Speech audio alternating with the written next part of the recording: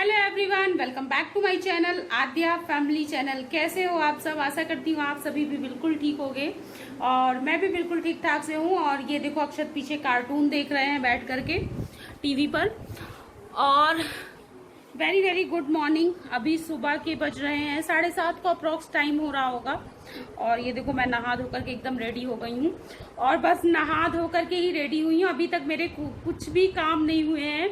Actually क्या है ना, कल रात में मतलब अप्रॉक्स 12:30 बजे तो मैं सोई ही हूँ। और उसके बाद सुबह मॉर्निंग में जैसे ही आद्या उठ गई, 5:30-6 बजे आद्या उठ गई तो उसके साथ मैं भी उठ गई। और सुबह सुबह फिर एक मतलब हम अभी मेरे मॉर्निंग के जितने भी काम है ना वो सारे पड़े हुए हैं। मतलब अभी मुझे आद्या की मसाज करनी है, दोनों को नहलाना है, अक्षत और आद्या को, तो पूजा करनी है। मतलब मेरे सारे काम है, बस मैं नहा करके रेडी हो गई हूँ। तो अभी एक 1 बाय 1 मैं सारे काम करूँगी। और ये देखो, आज मैंने बिंदी ना सेंटर पे लगाई है, मतलब दोनों आईब्रोज के बीच में लगाई हुई है।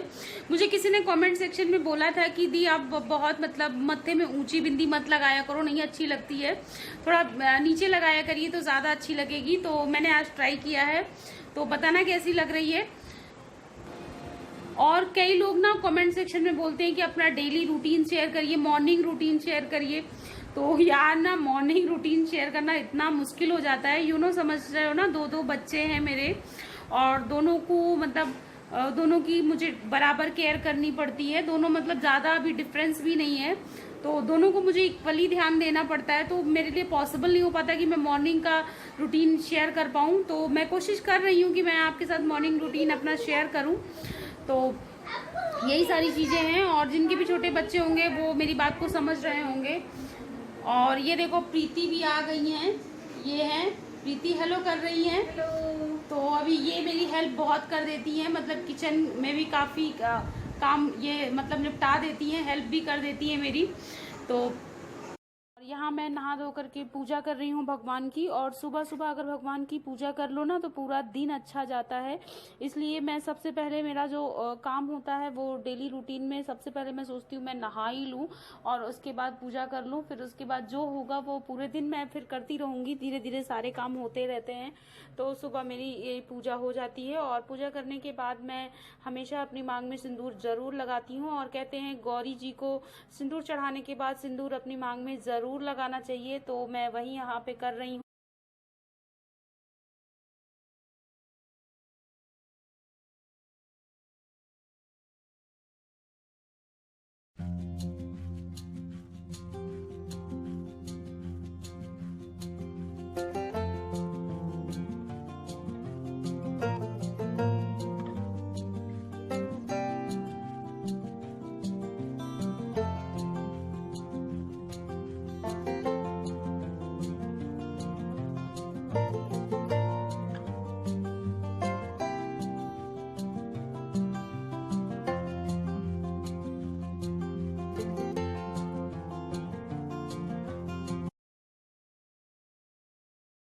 और अब मेरी पूजा हो गई है। तो पूजा करने के बाद मुझे आद्या की मसाज करनी है।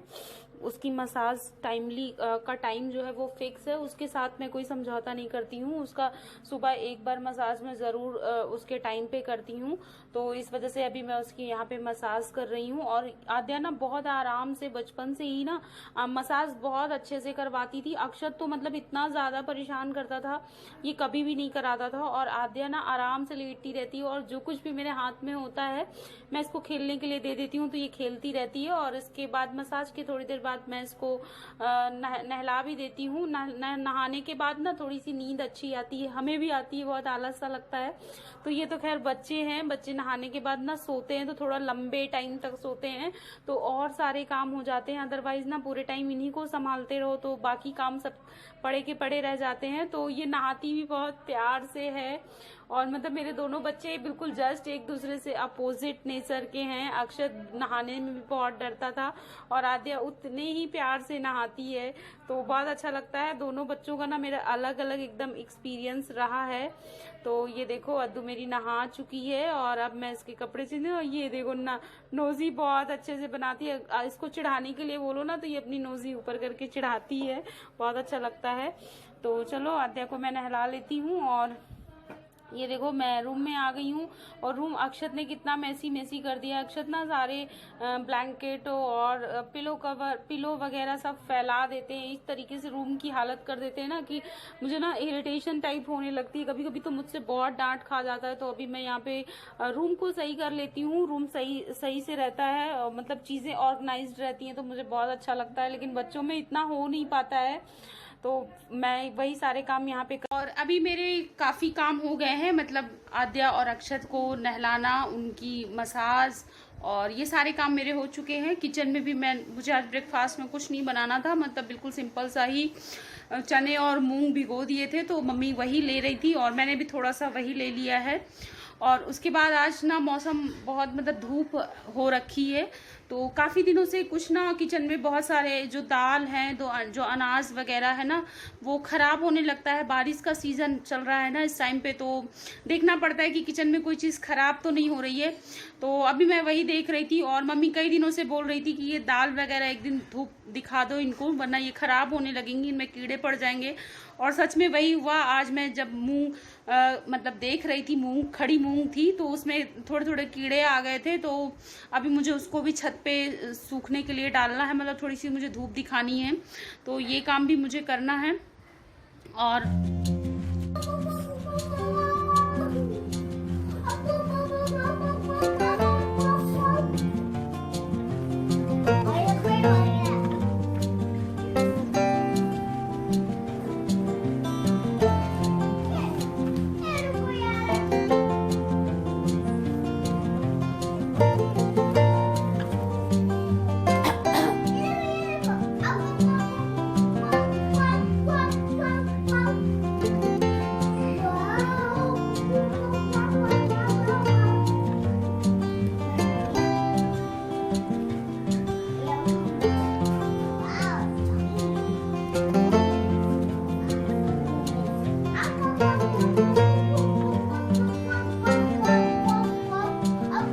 क्लैपिंग कर दो आद्या, क्लैपिंग करने दो बेटा। आद्या क्लैपिंग, आद्या क्लैप कर दो, आद्या क्लैपिंग।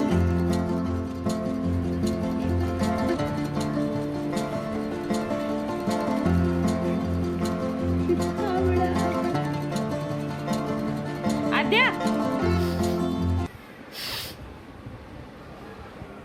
और लंच आज सिंपल सा ही बनाना है, मतलब डेली सिंपल रहता है, तो वही बनाना, दाल चावल रोटी सब्जी ही बनाना है, तो कुछ ज़्यादा नहीं है, तो फटाफट से 1 घंटे में बन ही जाता है। और मुझे किसी ने मतलब कमेंट सेक्शन में पूछा है कि झाई के लिए कोई क्रीम बताइए। तो डियर मुझे झाई की कभी कोई प्रॉब्लम नहीं रही है, लेकिन मेरी मम्मी हैं, उनको बहुत ज़्यादा मतलब झाई होती थी पहले, तो वो क्रीम यूज़ करने के बाद उनकी झाई ऑलमोस्ट काफ़ी हद तक मतलब उनको रिलीफ हो गया है उससे। तो एक क्रीम आती है स्किन लाइट करके, आपको किसी भी मेडिकल स्टोर में इजीली मिल जाएगी, और अफोर्डेबल रेंज पे है, ज़्यादा महंगी भी नहीं है, मतलब 245 के अप्रॉक्स उसका MRP है, तो उतने की ही आपको मिल जाएगी। और इसको रात में ना सोने से पहले स्किन पे अप्लाई कर लीजिए, और आराम से सुबह फिर फेस को अच्छे से वॉश कर लीजिए। और इसको डे में नहीं लगाना है, ये नाइट में ही लगाई जाती है, रात में सोने से पहले। तो आप कुछ दिन इसको करके देखिए, डेफिनेटली आपको बेस्ट रिजल्ट मिलेंगे। मेरी एक सब्सक्राइबर है सुधा टीटू जी, उन्होंने मुझसे ये पूछा है, तो मैंने सोचा मैं बता देती हूँ। मुझे इसका नॉलेज है एक्चुअली, क्योंकि मम्मी को बहुत ज़्यादा झाइयाँ होती थी, बहुत ज़्यादा उन्हें परेशानी होती थी झाई से, तो इस क्रीम से उनको काफ़ी रिलीफ मिला है। तो आप इसको ट्राई कर सकते हो, आप देख सकते हो। तो चलिए अभी मैं जाती हूँ किचन में और लंच वगैरह बना लेती हूँ, फिर थोड़ी देर में आपसे मिलती हूँ। तो यहाँ पे प्लान हम लोगों का चेंज हो गया। मम्मी ने बोला दाल मत बनाओ, दाल खा खा के ना बिल्कुल जी सा उब गया है, तो आज ना कढ़ी बना लो। लेकिन ये कढ़ी ना मैं पकौड़े वाली नहीं बना रही हूँ, मतलब ये कढ़ी है, ऐसी ही मसाले वाली कढ़ी, इसको हमारे यहाँ लपटा बोला जाता है। आई डोंट नो कि बाकी लोगों के यहाँ क्या बोला जाता है। तो वही आज यहाँ बन रही है। तो इसके लिए मैंने पहले ऑयल लिया था, उसके बाद उसमें मस्टर्ड सीड और करी पत्ता लीव्स और हरी मिर्च कटी हुई, इतना मैंने मेथी दाना इतना मैंने डाल दिया था। उसके बाद मैंने चॉप किया हुआ प्याज और आलू चॉप किया हुआ, और ये मैंने कोहड़ौरी जिसको बोला जाता है हमारे यहाँ, बरी भी बहुत जगह बोलते हैं, तो वो मैंने डाल दिया है। और थोड़ा सा मैंने मसाला, हल्दी और गरम मसाला इसमें डाल दिया है। और उसके बाद इसको अच्छे से फ्राई कर लेंगे। देखो कैसे फ्राई हो रहा है, इस तरीके से। जब ये अच्छे से फ्राई हो जाएगा तो एक साइड मैंने दही और बेसन का घोल बना के रखा हुआ है। तो ये देखो दही और बेसन का घोल मैं इसमें डाल दूंगी, और इसको भी कॉन्टिन्यूअस चलाते जाएंगे क्योंकि इसमें कोई लम्प्स ना पड़े, इसलिए इसको कंटिन्यू चलाते जाएंगे। और उसके बाद जब ये बॉयल होने लगेगी कढ़ी, तो इसमें हम सॉल्ट ऐड कर देंगे। और सॉल्ट ऐड करने के बाद ना गैस का फ्लेम है जो वो लो कर देंगे और ढक करके थोड़ी देर के लिए पकने के लिए रख देंगे। और 5 से 7 मिनट में ये कढ़ी ऑलमोस्ट रेडी हो जाएगी। और खाने में ना ये भी बहुत यमी सी लगती है, क्योंकि ये मसाले वाली कढ़ी होती है। और इसमें सब्जियां आप जितनी चाहो उतने डाल दो, मतलब अभी तो सीजन नहीं है बहुत सारी सब्जियों का, वरना ठंड वंड के टाइम पे मटर भी डाल दो, टमाटर भी डाल दो, तो बहुत अच्छी सी ये कढ़ी बनती है, बहुत यमी लगती है।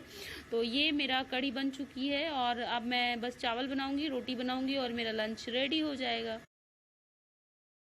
आज धूप में सूखने के लिए रखा था, इसमें थोड़े थोड़े कीड़े पड़ गए थे। तो मम्मी काफी दिनों से बोल रही थी कि जितनी भी दालें वगैरह किचन में स्टोर है उनको सभी को जो है थोड़ी देर के लिए धूप में रख दो। लेकिन आजकल बारिश के सीजन में ना मौसम का बिल्कुल भरोसा नहीं होता है, कभी बहुत तेज धूप होती है और कभी ना बिल्कुल वैसा मौसम हो जाता है बारिश वाला। तो बहुत सारी चीजें आज मुझे धूप में रखनी थी, लेकिन मैंने नहीं रखी, मैंने केवल ये खड़ी मूंग ही रखी थी, इसमें थोड़े थोड़े कीड़े पड़ गए थे। तो और दोपहर में ना लंच वगैरह करने के बाद ना मम्मी भी थोड़ी देर के लिए लेट गई, और मैं अक्षत को पढ़ा रही थी, उसका होमवर्क पेंडिंग पड़ा हुआ था, तो वो सब मैं उसको करवा रही थी। और आदिया वहीं पर खेल रही थी। और होता नहीं, दरवाजे वगैरह अगर बंद करके लेट जाओ थोड़ी देर के लिए दोपहर में, तो बाहर का कोई भी आइडिया नहीं चलता है कि कैसा मौसम है, क्या हो रहा है। तो आज वही दोपहर में बारिश शुरू हो गई, और ये दाल ना पूरी बारिश में भीग गई है इस तरीके से। और ये ना मैं मम्मी को मूंग की दाल डेली भिगो देती हूँ, खड़ी मूंग मतलब भिगो देती हूँ। तो वो जब इससे अंकुर निकल आते हैं तो ब्रेकफास्ट में इसी को खाती है, इसको बॉयल करके दे देती हूँ। तो अभी तो ये काफ़ी भीग चुकी है, दूसरी दाल ही मतलब यूज़ करूँगी। ये वाली तो अभी भीग चुकी है, तो इसको भिगो देंगे और देखते हैं इसका क्या बन सकता है। मे भी पकौड़े अगर बन गए तो पकौड़े ही बना के इसको। मैं आई थी छत पे थोड़ी देर टहलने, मतलब शाम का टाइम हो गया है तो थोड़ी देर टहल लेती हूँ। और अब जा रही हूँ नीचे, प्रीति आई है तो थोड़ा सा सिर में ना तेल लगवाऊंगी, सिर बहुत भारी भारी सा हो रहा था। और खुद से ना ऑयल लगाने में बहुत मतलब आलस लगता है, मुझे तो बहुत लगता है। तो अब वो आ गई है तो उससे ही लगवा लूँगी। तो चलिए मैं अभी जाती हूँ नीचे। और ये शाम का टाइम है और मेरे सर में ना थोड़ा सा दर्द हो रहा था, तो प्रीति आ गई थी, तो उसका जब काम करके वो फ्री हुई तो मैंने सोचा मुझे थोड़ा सा मेरे सर पे मसाज कर दो यार। होता नहीं है, कोई और करता है ना तो बहुत अच्छा लगता है, मुझसे तो मतलब मुझे बहुत आलस लगता है खुद ही अपने सिर पे मसाज करना। मतलब मैं दूसरों का कर देती हूँ, लेकिन मुझे अपने लिए बहुत आलस लगता है। तो मुझे कोई मिल जाता है तो मैं उसी से करवा लेती हूँ। मतलब अभी प्रीति जैसे आ गई है तो उसी से मैं करवा ले रही हूँ। मुझे एक सिर में मसाज करना और ऑयल मसाज करना और मेहंदी लगाना, इन दोनों कामों में मुझे बहुत आलस लगता है और ये करना ही पड़ता है।